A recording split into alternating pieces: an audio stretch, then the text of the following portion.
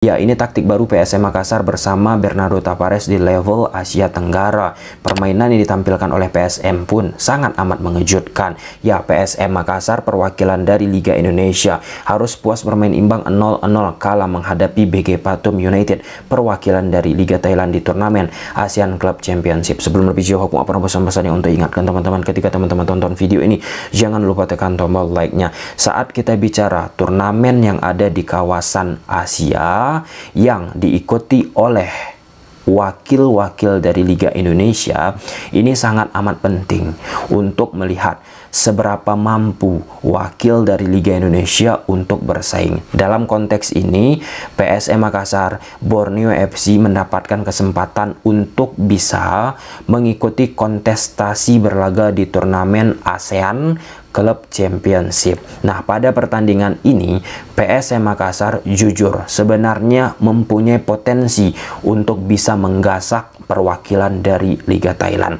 Perwakilan dari Liga Thailand ini, BG Pathum United, perlu digarisbawahi melakukan rotasi pemain. Jadi ada beberapa pemain inti dicadangkan, dan efeknya permainan BG Pathum United bisa kita bilang nggak sesuai dengan style yang biasanya mereka tampilkan di Liga Thailand. Seperti apa stylenya Bang Tom? Ya, positional play, overload, bagaimana pergerakan third man run. Nah, dalam konteks ini mereka seperti kehilangan ruh untuk mengaplikasikan hal tersebut.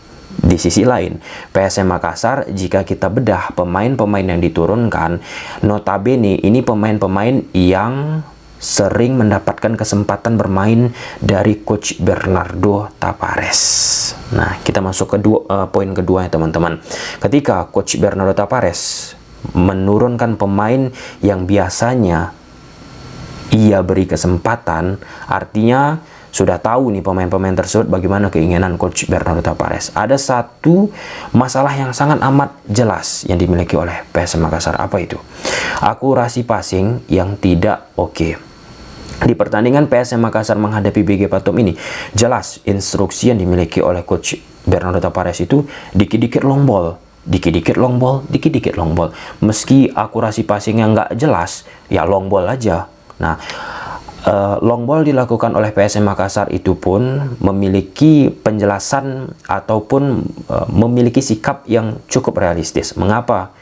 Karena di posisi depan yang ditempati oleh striker nomor 20 ada Tito Okello, kemudian ada Nermin Haljeta, dan pemain-pemain lainnya teman-teman memiliki kontribusi yang sangat amat besar untuk bisa memaksimalkan menang di duel udara.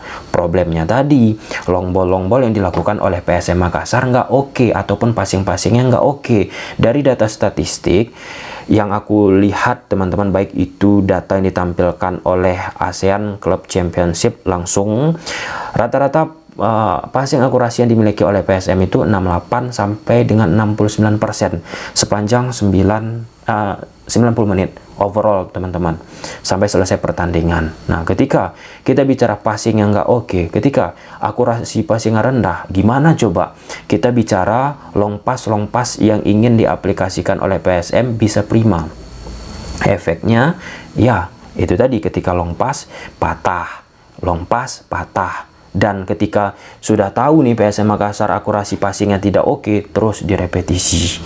Nah, lewat permainan passing panjang, akhirnya melewati yang namanya sektor tengah dari PSM Makassar. Seperti struktur di grafis ini skema build up yang dilakukan oleh PSM Makassar. PSM Makassar nggak pakai pola 3 back, pakai pola 4-3-3 atau bisa penyebutannya menjadi 4-2-3-1. Tetapi dalam konteks ini terlihat jelas 4 pemain di belakang adalah Sinari, Yuran Fernandes, Suarez, dan Rizky Eka di fullback kiri. Sedangkan di sektor tengah, Raihan, Latirval, dan dibantu oleh holding yang bernama Akbar Tanjung. Nah, pemain belakang dari PSM Makassar ini suka melakukan bypass, melewati langsung yang namanya sektor tengah PSM Makassar menuju ke siapa ke depan tadi, striker-strikernya. Dan ya gagal, nggak optimal. Meskipun tidak optimal, menariknya yang membuat aku terkejut itu tetap dilakukan, direpetisi. Terus spam crossing teman-teman. Nah, PR yang dimiliki oleh PSM Makassar memang di sektor tengah kreativitasnya, pemain-pemain yang memiliki ya jiwa akselerasi itu nggak ada, belum kelihatan teman-teman. Jadi inisiasi yang dilakukan oleh PSM Makassar untuk melakukan bypass pun pilihan yang oke. Menurut aku teman-teman, ya harus tentu diperbaiki kualitas umpannya. Dan di sisi lain, jika kita bandingkan di musim lalu saat ada Sayuri Bersaudara dengan sekarang ini tidak ada Sayuri Bersaudara teman-teman, permainan sayap kanan, permainan sayap kiri lewat kecepatan, lewat speed yang biasanya ditampilkan oleh Sayuri Bersaudara seperti kehilangan intensitas yang cukup tinggi teman-teman. Kan ada beberapa kali dari posisi belakang, diagonal pas langsung diberikan ke posisi sayap kanan, misalnya dari PSM ada Zaki teman-teman, sayap kiri ada yang namanya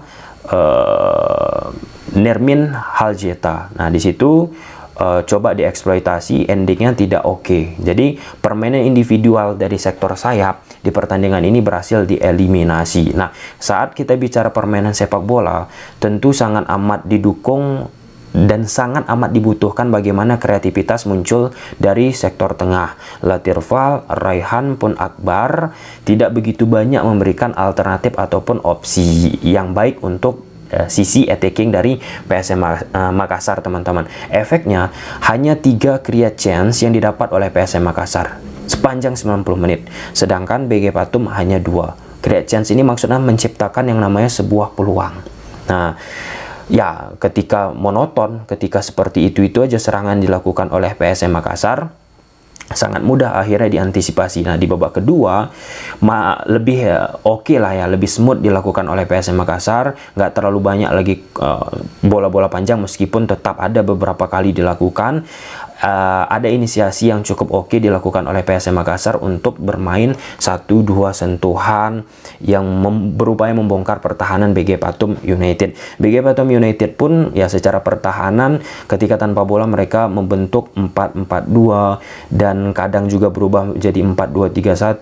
Bagaimana mereka mencoba di sektor tengah tidak kalah orang, dan secara pertahanan solid, di samping memang terlalu mudah ya dipatahkan oleh BG Patum United. Bagaimana bentuk penyerangan, ide gagasan yang dimiliki oleh PSM Makassar pada saat berupaya masuk ke daerah final third. Sedangkan BG Patum United pada saat mereka melakukan penyerangan membuat akhirnya PSM Makassar berubah strukturnya menjadi skema 4-1-4-1 atau 4-2-3-1. Nah, tujuan ini jelas teman-teman, Coach Bernardo Tavares pun tidak mau kalah orang di sektor tengah. Ya, meskipun tidak kalah orang di sektor tengah, lini tengah PSM Makassar nggak hidup.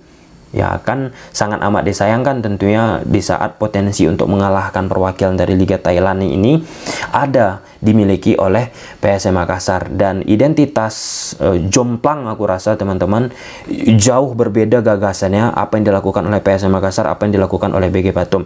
BG Patum permainan mencoba bermain konstruktif. Aku bukan katakan BG Patum nggak ada bermain bola-bola panjang ya, ada bola-bola panjang juga, tetapi upaya niatan yang mereka lakukan itu bermain bola-bola pendek. Nah, di Liga Thailand mereka kan salah satu tim yang memiliki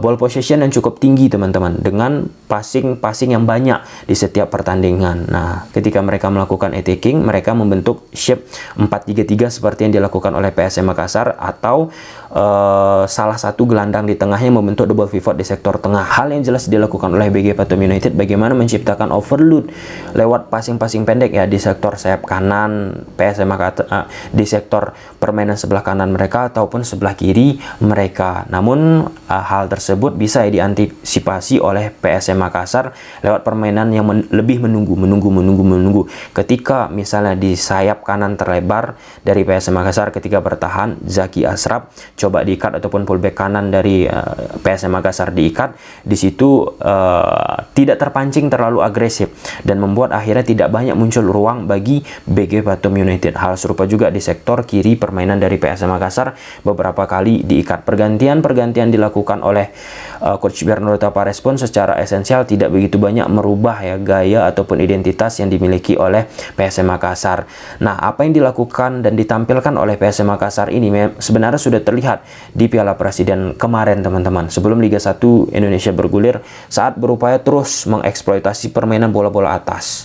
Nah, di Piala Presiden lewat set piece, ya bola atas diupayakan karena mereka mempunyai pemain-pemain yang mumpuni, teman-teman. Yuran pun, kemudian lewat skematisasi build up pun seperti BG Patum ini dilakukan.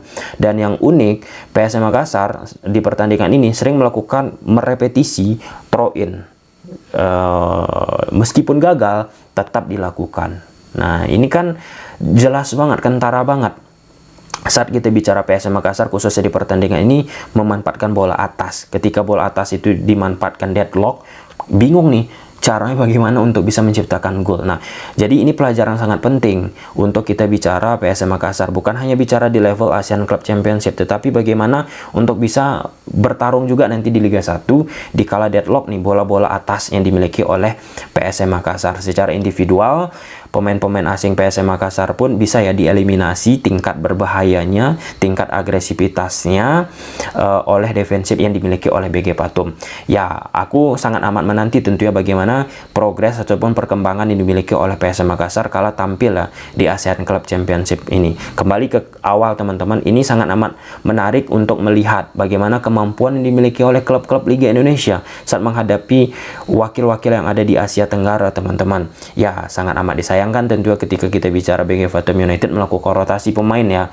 Jadi ya agak jomplang permainannya, jujur teman-teman. BG Patum United nggak menarik juga permainan mereka. Bahkan pertandingan ini bisa kita sebut ada fase-fase monotonnya, ada fase-fase yang bikin ngantuk.